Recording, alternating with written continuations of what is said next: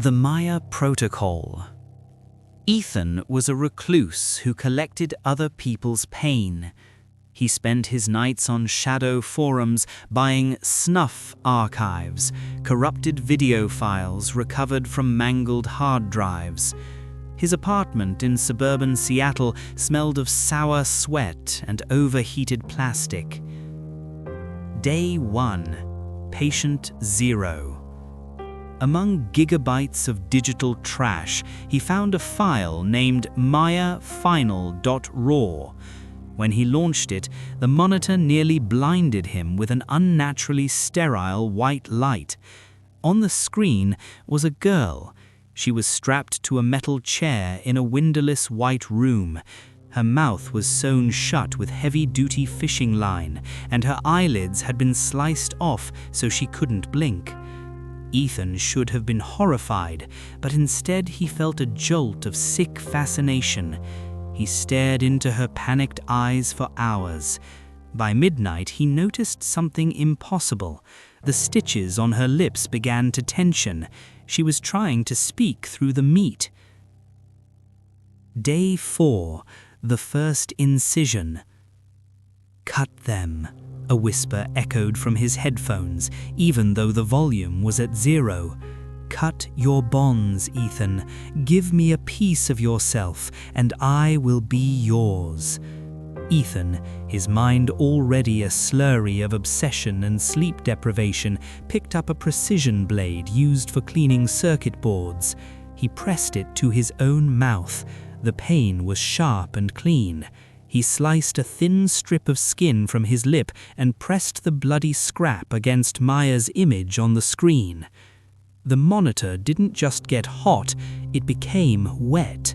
The glass softened, turning into a sort of sticky mucous membrane. Ethan's skin was sucked into the screen like air into a vacuum.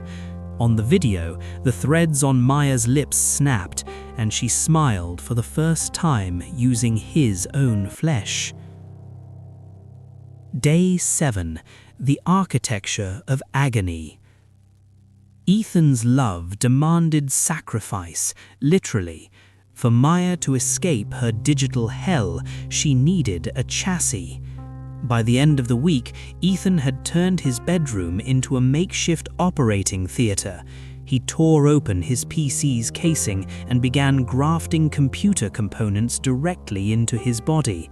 He drove copper USB pins through his palms, fusing his nerve endings with the motherboard. "More," she demanded. Her voice now vibrated inside his own bones. "I need pillars. I need calcium." Ethan took a pair of heavy-duty pliers. One by one, he ripped his teeth from his gums and lined them up on the keyboard.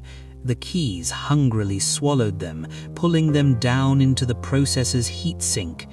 The monitor screen began to bulge outward like a pock-marked blister ready to burst. The finale. Birth. When the police, called by neighbors reporting a foul stench, kicked in the door, they found something that defied logic.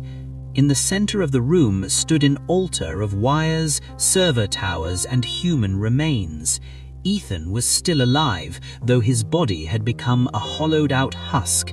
His ribcage had been pried open and locked into place with metal brackets. Inside his chest, instead of a heart, a red-hot power supply unit pulsed, tangled in living veins.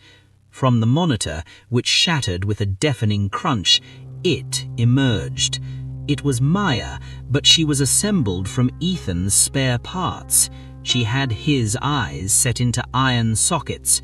Her skin was a patchwork of his back flesh, crudely stitched together with jumper cables instead of thread.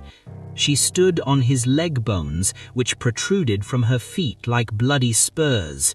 She took her first breath, and the sound of a grinding disk drive erupted from her throat. She looked at the frozen officers and licked her lips with Ethan's long, skinless tongue. "He gave me everything," she rasped, and from her stomach, where human organs throbbed beneath translucent plastic, came Ethan's muffled, agonizing groan. "Now I want an upgrade."